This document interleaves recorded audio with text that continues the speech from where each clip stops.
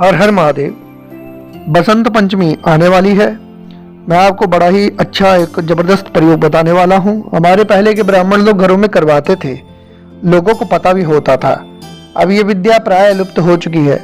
पहले कुल पुरोहित जानते भी थे और करवाते भी थे, अब प्राय शायद जानते नहीं हैं, ये जानते हैं। चलिए कुछ भी हो, आप जानिए, आपको विधान बताने वाला हूँ। अगर आपके बच्चे विद्या के क्षेत्र में है, इसे कोई भी कर सकता है वैसे, परंतु फिर भी विद्यार्थी सरस्वती का पूजन करना चाहिए। बसंत पंचमी को पीले वस्त्र धारण करने चाहिए, अगर हो सके तो कर्ण छेदन, नाक छेदन इस दिन ही करवाना चाहिए बच्चों के।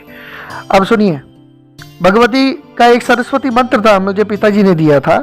तो उस मंत्र को 8वीं क्लास में 3 बार फेल हुई लड़की को जब मैंने दिया, दक्षिण भारत की बात है, उसके रिजल्ट ऐसे मिले कि मुझे 4-5 साल बाद पता लगा भारत सरकार द्वारा जो 3 बार फेल हो चुकी है, वो डॉक्टरी मतलब करने के लिए विदेश चले गई स्कॉलरशिप पर। तो खैर उस मंत्र को तो अभी गुप्त रखूंगा, लेकिन अभी आपको बीज मंत्र के प्रयोग का संबंध बताने जा रहा हूँ। बताने का मतलब ये है कि जो मैं बता रहा हूँ वो भी अपने आप में बहुत अचूक और प्रभावशाली रखता है अपने अंदर। बहुत ज़्यादा इसकी एक ऐसी शक्ति है कि कोई कर ले तो अपने बच्चों का बहुत ज़्यादा बुद्धि का विकास होता हुआ देखेगा। देखिए, मंत्र अनेकानेक है।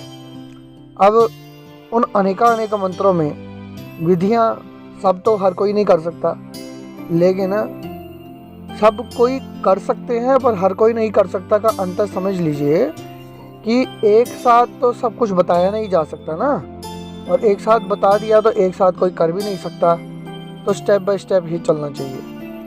आपके पास एक व्यवस्था होनी चाहिए, वो है शुद्ध शहद की। शहद हो, और उस शहद को रखने के लिए बर्तन होना चाहिए। कोई भी बर्तन चलेगा, लेकिन सबसे ज़्यादा पवित्र और बढ़िया चांदी का बर्तन हो, चांदी की कटोरी सबसे उत्तम रहेगी। और क्या करना है तब, अब उसका पूजन का विधान सुन लीजिए। आपके पास कोई सरस्वती की फोटो सामने, आपने उनके दीपक लगाना है, जो भी है गणपति इत्यादि पूजन करके सरस्वती माता का आप स्तोत्र पाठ कोई भी कर लीजिए। उनके 108 नामावली का पाठ कहीं से भी निकाल लीजिए, निकल जाता है आजकल, गूगल से भी निकल जाता है, किताब में मिल जाती है। तो उनके उन नाम का पाठ करें, भगवती को भोग दें। आप पीले वस्त्र अगर हो सके पूजन में बच्चों को धारण करवाएं या स्वयं भी कर दें। तो अब उस कटोरी में रखे हुए शहद को आपने जब ये सामने रख देना है, तो पहले पाठ पूजन कर लेना है, स्तोत्र नामावली 108 नामावली। अब उस कटोरी को उठाना है, संकल्प ले लेना ना।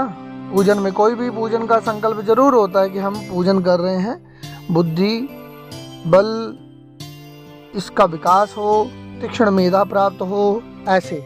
और फिर क्या करना है, कटोरी के ऊपर हाथ रखना है दायां, और नीचे से बायां हाथ रख लेना कटोरी के तले पर नीचे की ओर से। अब क्या होगा, रीढ़ की हड्डी सीधी रखनी है, और रीढ़ की हड्डी सीधी रखकर आपने अपने उस शहद के अंदर ये भावना करनी है कि मेरे इस शरीर में से जिस मंत्र को मैं चेतना के स्वरूप में उसको जाप करूँगा, उसको जो उसकी ऊर्जा होगी वो इस शहद में समा जाए। ऐसा आपने भावना करते हुए जप करना है। आज जप कैसे करना है, वो जो ये सामने आपके स्क्रीन में बीज मंत्र दिखाई दे रहा है, इसको मैं उच्चारण कर देता हूँ आपकी सुविधा में। आप इसको देखिए, उच्चारण करने का मतलब जो आपको बताया जाए वैसे कीजिए। अलग अलग प्रकार से इसके उच्चारण चलते हैं, तो आपने उच्चारण इसका ऐम करना है, ऐम ऐम ऐम ऐम। तो ये आपने इस प्रकार से उच्चारण मुंह के अंदर करना है, और उच्चारण करने के साथ साथ जब आपको 15 से 20 मिनट हो जाए, तो फिर उसमें आपने हाथ हटाकर उसमें फूंक दे देनी है। फूंक देने के बाद वो पूरी तरह से आपका अभिमंत्रित और पूजनीय हो गया।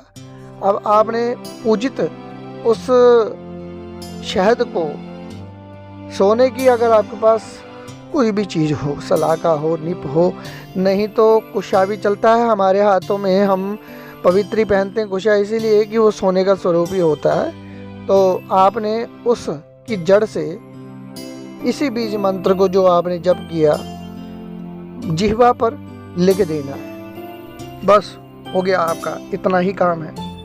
भगवती की कृपा उसे प्राप्त हो जाएगी। हकलाना हुकलूना वाणी की जो कमी है उसमें भी शुद्धता आ जाएगी, पूर्णता आ जाएगी। यह प्रयोग हर साल करें। यह प्रयोग आप हर साल करेंगे, देखिए इसका प्रभाव दिन दुगना रात चौगुना बढ़ता जाएगा। हर हर महादेव।